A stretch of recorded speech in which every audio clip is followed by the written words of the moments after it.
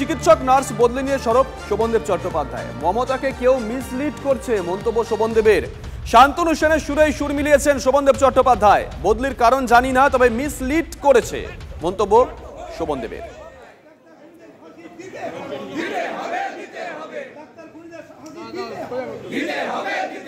এটা কি আমি জানি না, কারা বদলি হয়ে যায় না, হাজার হাজার ডাক্তার আন্দোলন করছেন, তার মধ্যে কারা বদলি হয়েছে আমি জানি না, বলতে পারবো না।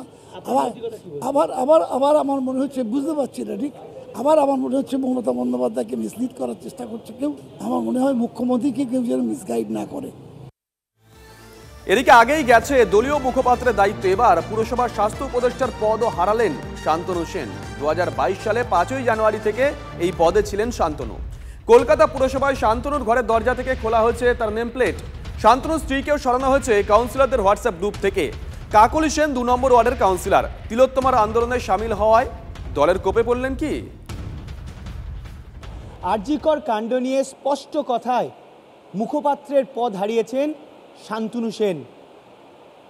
তার স্ত্রী 2 নম্বর ওয়ার্ডের তৃণমূল কাউন্সিলর কাকলি সেন, তাকেও কলকাতা পুরসভার অফিসিয়াল কাউন্সিলর গ্রুপ থেকে বের করে দেওয়া হয়েছে। এবার শান্তনু সেনকে কলকাতা পুরসভার হেলথ অ্যাডভাইজার পদ থেকেও সরিয়ে দেওয়া হলো। এই ঘরেই তিনি বসতেন। 2022-এর 5ই জানুয়ারি থেকে তিনি এই ঘরে বসতেন এবং এখানেই লেখা ছিল শান্তনু সেন হেলথ অ্যাডভাইজার, অর্থাৎ স্বাস্থ্য উপদেষ্টা। করোনার সময় তাকে এই পদে নিয়োগ করে কলকাতা পুরসভা। খোদ মেয়র ফিরহাদ হাকিম তাকে এই পদে নিয়োগ করেছিলেন।